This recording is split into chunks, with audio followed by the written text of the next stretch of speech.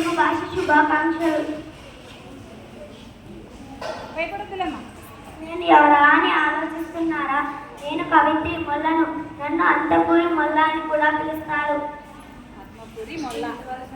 నేను 16వ శతాబ్దపు కవిని.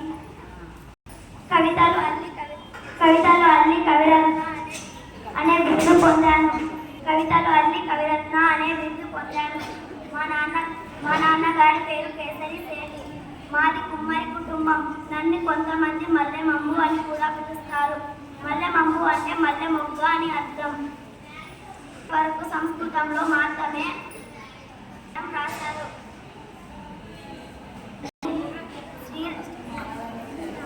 శ్రీరామాయణ దయ వల్ల 5 రోజుల్లో పూర్తయింది.